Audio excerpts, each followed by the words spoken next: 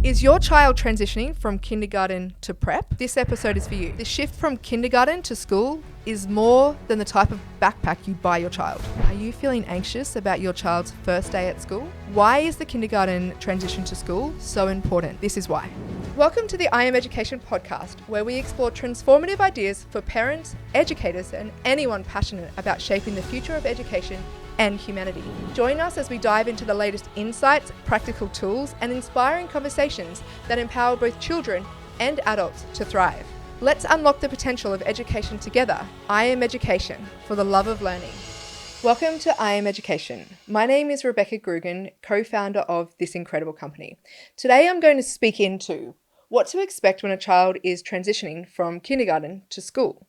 The things that you may need to think about as a parent, your expectations that may or may not be correct. And also, if you're an educator, some of the things that the parents will be facing and also how you can support the child in this transition. So moving from kindy or long daycare, either one, and going into school can be a really big change for a child. They're going from a play-based sort of education where they've got multiple educators, they've got multiple people around them, or they're at home consistently with a primary caregiver. Then they're going to school, which is usually 5 days a week, the same hours every day, with one primary teacher and potentially a teacher aide. Now, that can be a massive, massive change for a child. And the reason I want to speak into this in today's podcast is because it is unbelievably and undeniable how much it impacts a child's love of learning for their entire life. And so you may have mixed emotions as your child has now hit that pivotal moment in their development where they are going to become or go to big school. Today, what I'm going to cover is exploring the differences between kindergarten and school, what to expect as your child makes this transition, why it is significant, and how the adults, whether you are the parent or educator, can best support the process. So the key differences between kindergarten and school: kindergarten's focus is primarily on the play-based learning, on the socialization, and fostering emotional readiness. It introduces children to the idea of structure, but in a way that feels natural and playful. It's a place where creativity is encouraged and children learn foundational social and cognitive skills. Whereas at school, the focus is structured. There are more defined academic goals and learning benchmarks. And whilst play is still essential, there's a stronger emphasis on formal learning in areas such as literacy, numeracy, and problem solving. The child begins to experience a more disciplined routine, which can feel like a big shift from the flexible play-based approach in kindergarten. Simple things like the fact that at kindy, the toilet is in the same classroom, whereas at school, they actually have to leave their classroom to go to the bathroom. And so that, what may seem like not that big of a shift, can be a really big deal for a child, especially if they are not emotionally prepared. Those routines and those expectations, it starts to shift where the child feels more out of control than they do when they're in a kindergarten environment. The day at kindy is more fluid and there's more time for exploration and spontaneous play, whereas in school, the routine is structured and there are set times for certain subjects, and the bell goes when there's a break and you eat when you're told to eat. Whereas in a lot of kindergarten and long daycare settings, you eat when you are ready. So this shift in routine can sometimes be overwhelming for children, especially if they are not used to sitting still for longer periods or following a schedule closely. Now, the thing is, I want to just put my opinion in here because I can, because I've got the mic. Right? Prep is called prep because that is where a child goes to prepare for school. Kindergarten is still the age where play-based learning takes over. Do not expect a kindergarten teacher, whether it's a standalone kindy or in a long daycare setting, to prepare your child for school. That is why prep exists. There are so many conversations I've had with parents, educators, teachers about how in the kindergarten year, when children are 4 years old, they're being trained to sit on a mat when their bodies are designed to move. To force 4-year-olds to do something that they're not ready to do just because you think you have to have the child school ready, kindy is not the place for that. That is what prep is for. That is why it exists. So take the pressure off yourself. Take the pressure off the teachers and the educators to have your child school ready when they're only 4 years old. That is why prep exists. The push down of expectations has gotten younger and younger in our Australian education system. And it is a reason why we have such high numbers of school refusal and how we have more children ages of 8, 9 and 10 who are stealing cars and disconnected from their school experience because we are starting the pressure of expectation from 4 years old. So, let prep be the preparation. Let the prep teachers be the one who prepares your children for learning. And allow those younger years, those crucial years, to be what they need to be. Those emotional reactions, those behaviours, children react differently in this transition. Some may be excited about big school and embrace the changes, while others may be really anxious and fearful. And it's important to recognise that both these reactions are normal. If you're a parent and you're comparing your child's thoughts, reactions, emotions around this school readiness, and you're comparing them to your friend's child who seems to be super excited about going to school, neither of them are right. It is exactly what it needs to be for the child we're referring to. They are going to have enough comparison through their schooling life. You don't need to do it too. Meet your child where they're at and allow yourself to work with the emotion, to work with the feelings that your child is having without comparing it to others. That key aspect is that emotional readiness. Children need to feel safe and confident and supported as they navigate this new chapter. Speak to your child's primary carers at their long daycare or kindy. Are they ready for school? Because sometimes keeping them in kindy for another year can mean that when they do go to school, they are ready. But forcing something too early, forcing anything at any point, can be detrimental long term.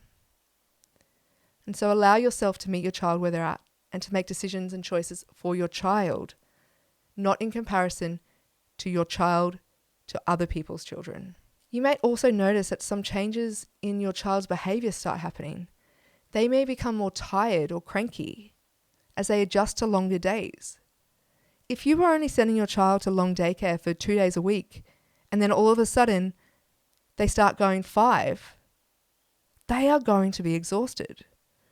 They may seem withdrawn, and that withdrawal can be their way of processing these new social dynamics.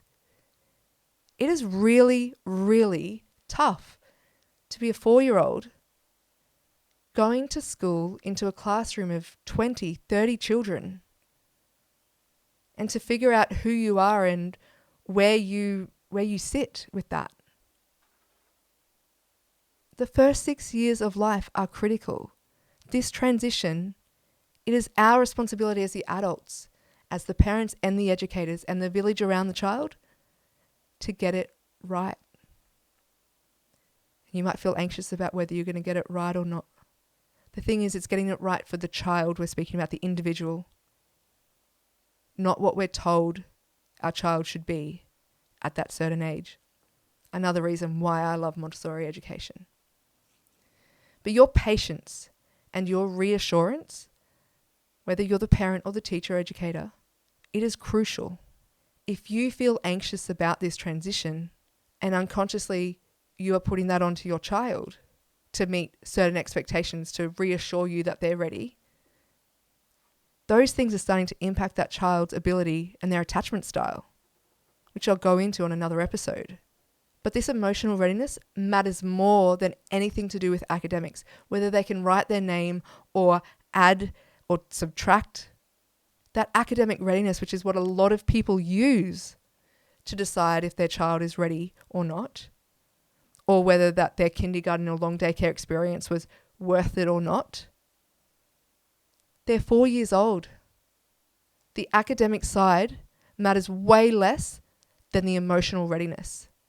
The emotional readiness is everything. The academic stuff doesn't matter because they could be completely able to write names, write sentences, do addition, subtraction, multiplication. My child was able to do that.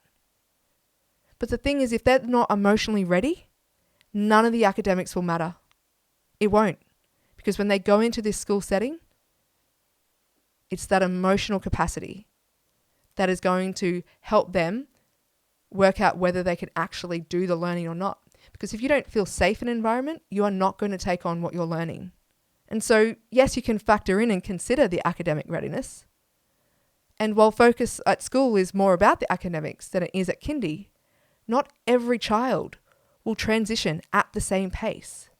So it's essential to avoid pressuring them to catch up and instead foster a love for learning. The academic journey is just the beginning, and the foundation of a positive attitude towards school is far more important than the immediate success that you think you need to validate whether you're a good parent or teacher. It is not about you. It is about the child. And so whether your child can read a book or do those mathematical equations, you want to be able to boast to your friends about that your child can do that. But if your child is holding on, going to the bathroom because they are too scared to ask to go, and they are not emotionally able to go or do anything on their own to self-regulate, all that boasting you're doing to your friends and family about how smart your child is, it is not going to matter long term because they will be stuck there because they need to feel emotionally safe to actually learn in the first place. And so this transition does matter. Building that independence, the transition from kindergarten to school is a significant milestone in a child's journey towards independence. School requires more responsibility from a child, whether it is packing their own bag, organising their belongings, or learning to navigate peer relationships without constant supervision. These are huge shifts, but these are all critical life skills that set the foundation for their future growth. The emotional and social development, this transition is also crucial for that. Children learn how to follow rules, manage emotions in a group setting, and resolve conflict with peers without the need for an adult. And so they start building this sense of identity in a school community, which contributes to their self-esteem and social confidence. What happens here at this age changes the entire trajectory of a child's life as they become an adult, how they relate to others. That starts here. It actually started at birth, but this transition is critical because of these reasons. And school lays the foundation for critical thinking and problem solving and a more in-depth exploration of subjects. But these early years in school help shape a child's approach to learning, whether they actually have a love of learning, to their curiosity and their ability or desire to actually ask questions, and the resilience when faced with challenges. If we force the academic side without caring about the emotional regulation, we are setting a child up for failure. And so here are some tips on how adults can help, whether you are the parent or the educator. But how can you help a child in this transition? You can foster emotional security. So one of the best ways adults can support children through the transition is by fostering a sense of emotional security.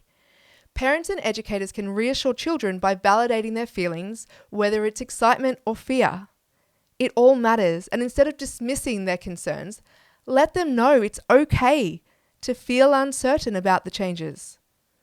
Providing a safe space for children to express themselves goes a long way in easing this transition. You could create a positive attitude towards school. Because believe it or not, as the adult, you will unconsciously be projecting your own school experience onto the child in front of you. And so if you were bullied at school, if you hated school, if you never got awards, if you got anxious, if you had school refusal, this may be impacting how you're showing up as the adult for the child in front of you. So it's important to consciously encourage a positive attitude towards school by framing it as an exciting new adventure. You can do this by reading books about starting school, talking about all the fun things they'll learn, or sharing positive experiences about your own school days. Because the thing is that if you have a problem with school as the adult, if you truly don't want to send your child to school, then homeschool, because you have the options here in Australia. We are so lucky to have a range of options. But it doesn't work when you force your child to go to school when you hate it and then bitch about having to send your child to school. Utilize the system or exit it. But you are setting your child up for failure if you are sending them to school to something that you're rejecting and then talking about how much it sucks. You are the adult, make choices. And so if you're going to choose school, allow yourself to frame it as a positive experience so that your child may actually have a positive experience, because it is possible. And as an educator, showing enthusiasm for what children will experience in school sets the tone for this excitement and curiosity. It makes a massive difference if the adults around the child are genuinely excited about what's happening for them. So with your kindergarten, if your child is going to kindy or daycare, or if you're having them primarily at home before school, ensure that you are choosing, and the people and the adults around them are choosing that excitement, are choosing to speak positively. Some practical tips for parents. Establish a routine early on so your child knows what to expect. So having consistent bedtimes and morning routines and after-school practices can ease the stress of change. You can visit the school with your child before the first day if possible, and make sure that you have rung the school or communicated with the school as to whether or not it's actually possible, if they have open days or they have, leadership days where you go up and they spend half a day there or they spend the whole day there the year before they actually go. These things, familiarizing them with the environment, can help reduce any anxiety they may be having. Provide opportunities for independence, like letting them choose their school supplies. So if you have a resource list that you need to buy things for, allow them to choose this glue stick or that glue stick, or this pencil case or that pencil case. Allowing them to have some choice can help them feel like they can get excited about it, but also that you're starting to foster that independence, which in a Montessori environment we do from birth.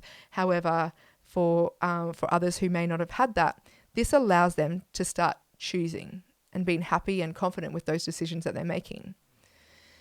And this fosters confidence in their ability to handle this new stage. Another thing I want to add in here is that if you are a parent who your child has been going to a long daycare setting, the expectation that you place on the school versus the kindergarten in regards to communication can be a major problem. You see, somehow long daycare settings here in Australia have gotten to a point where there's this parental expectation on the level of communication that is sent to them on each child. It never used to be like that. There used to be some base communication. There used to be, some information maybe about the day. But the expectations that parents have of educators sending a photo every single day that their child's in care, plus words to go with it, is huge, and a major issue in burnout of the mental wellness of educators and teachers in that setting. And then your child's going to go to school. And then you're all of a sudden going to start complaining about the school never communicates. The thing is that the school does communicate, but nowhere near the levels of the long daycare setting. And so we have this massive expectation that will never be met. And so learn to adapt or adjust your expectations when it comes to communication about your child. Now, some practical tips for educators when it comes to this. Build the bridge between kindergarten and school by incorporating elements of play and exploration into the early school curriculum. So, meaning, if you are the prep teacher, ensuring that play and exploration is included in your curriculum in that first year of prep. Children don't need a sudden shift from play to formal academics. Many schools here in Queensland, the early years is considered all the way up to grade 2. But dependent on the principal and the expectations of the school and the community, they have children sitting at desks in prep. They don't need this. They don't need to go from play straight to formal academics. The gradual transition can help ease them into that. Schools in Australia have the prep year for a reason. This is for preparation. Pay attention to how this is affecting children in this day and age. Pay attention to the emotional well-being of children, not just their academic progress. A child who feels emotionally supported is more likely to succeed academically in the long run than a child who may be able to do things that you get surprised at academically now, however, have no emotional resilience long term. And as the educator, communicate regularly with parents about how their child is adjusting. Allow there to be open lines of communication, because this can help address any challenges early on and create a collaborative approach between home and school.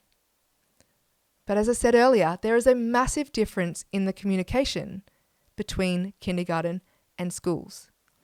And this can be something that is difficult for parents to understand. It's an expectation, though, that needs to change from both parties, because for many people's experiences, they've got teachers who are refusing to communicate or be available for parents, and you've got parents who are expecting educators to parent. Teachers are not designed, and their role has never been, and nor should it ever be, to do what a parent should be doing for their child. And this is the thing we have, right?